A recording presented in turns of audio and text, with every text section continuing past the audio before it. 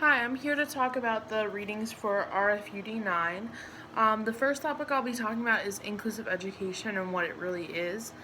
So this is the first generation in education that really has embraced inclusive education, where we see more students labeled with disabilities in the classroom and in the communities, but we also still haven't come full way where we have accomplished full inclusion. True inclusion is dependent on the development of meaningful and reciprocal relationships between children, and that was on helping on page 294. There are still some barriers that prevent individuals with labels of disabilities from fully participating in schools, and we still are having trouble having students build those peer relationships between each other that really will help us achieve full inclusion, because you need the students to be able to get along and have true friendships with each other to have students labeled with disabilities fully included in the classroom, rather than just having students labeled with disabilities in the classroom but have no peer relationships. We have had some strides towards building those relationships between students in the classroom and students labeled with disabilities in the classroom. An example would be Friendship Club, but this is kind of a good and bad thing at the same time, because Friendship Club is more formalized friendship and it will affect building friendships.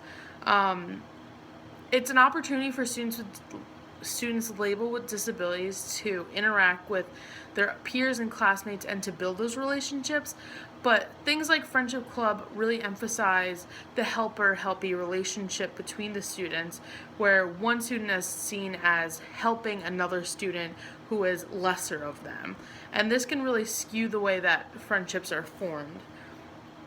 Also, just you need more peer interaction in the classroom to build these peer relationships that we want students to achieve, so we can really have fully inclusive classroom. A way that we can build those relationships is cooperative learning, and that is my second theme for these readings. And they talk about this in Zerillo's chapter 6, and cooperation and collaboration have always been a part of learning, especially social studies. And cooperative learning is just having students work in groups together to accomplish a task, and there are two parts of cooperative learning.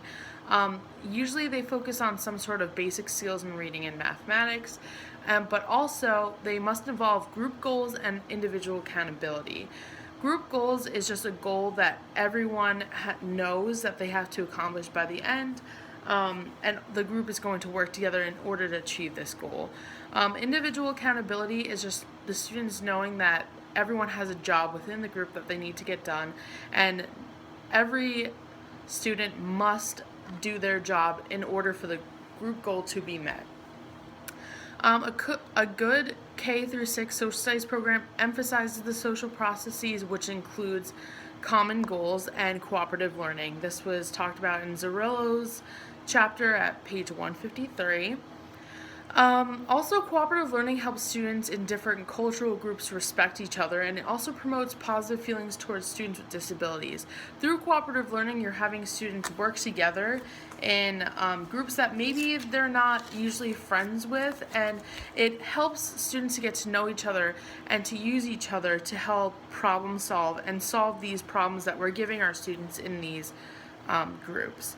So in cooperative learning, you're using group projects, so you can usually use inquiry projects, written projects, visual projects, combination projects. They're all talked about in Zerillo's page 154.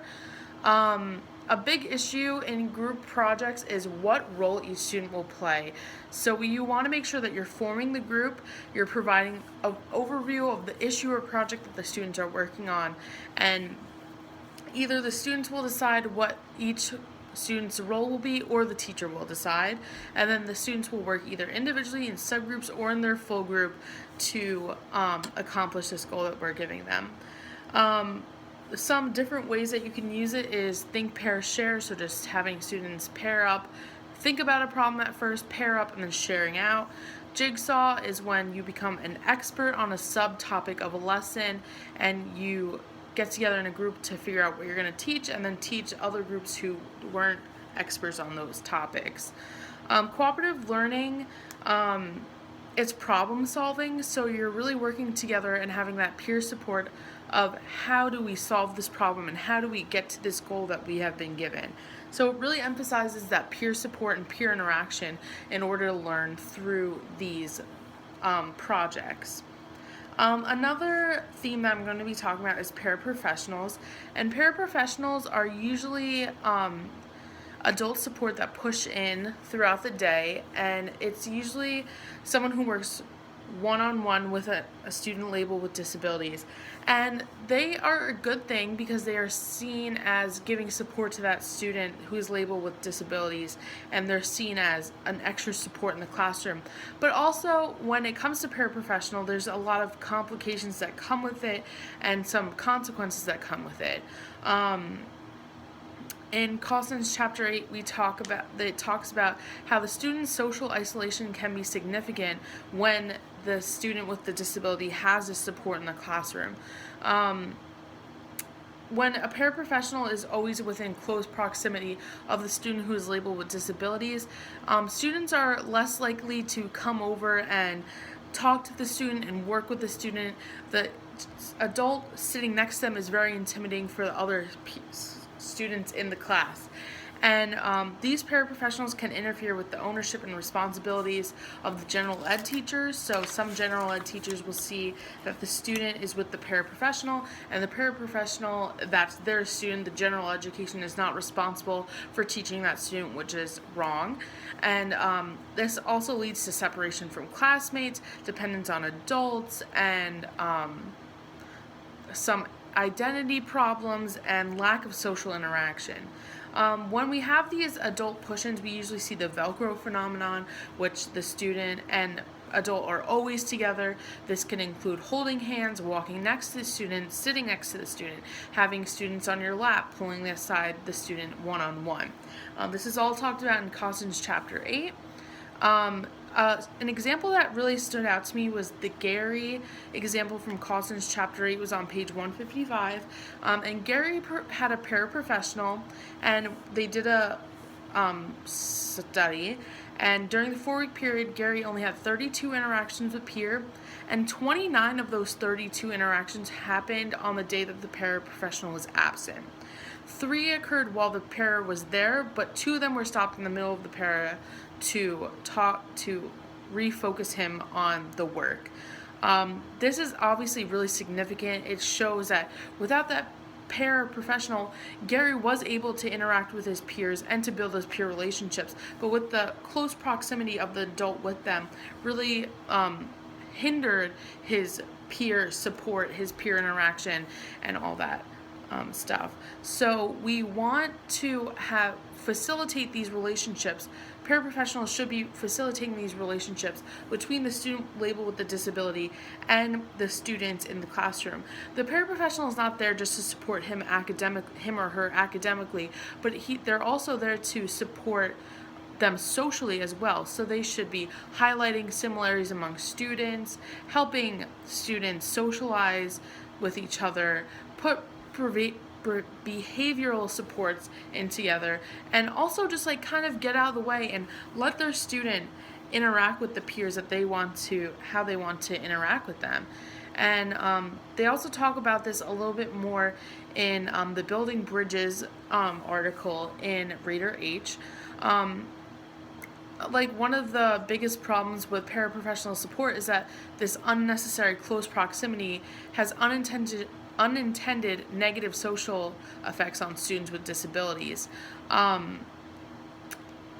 We also see the paraprofessionals helping the students labeled with disabilities achieve this goal of independence, but we also need to realize that they're not going to be totally independent, and we want them to have interdependence not on the adults but with their peers. We want to build those peer relationships so we can get the inclusion, and the students labeled with disabilities are not totally dependent on the adult in the situation, but know those social skills to ask for help from peers and work with their peers to problem solve. Peer supports and pairings can help all students build social skills, and the paraprofessionals need to encourage these supports. That is a direct quote from Causton Theo Harris's Building Bridges article on page 21. They also talk about paraprofessionals should be conscious of conversations going on among students and having the student label with disabilities included in these conversations. Just facilitating that, being that person to facilitate the relationship between the student with the disability and the other students, to build those relationships, not only through cooperative learning, but through just being social in the classroom. And the paraprofessional can really be that bridge between the two students.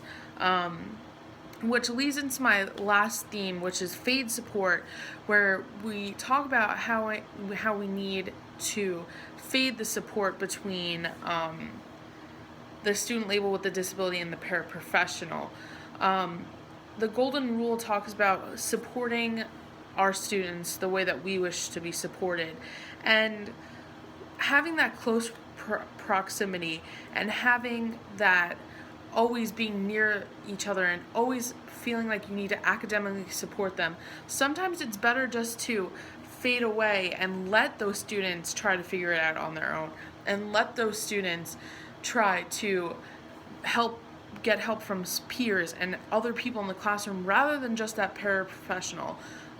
Fading that support, we're reducing the type and level of support that we're giving them. We're still giving them support in the classroom, but we're not giving them so much the upfront support with the close proximity and sitting next to them, doing the work with them.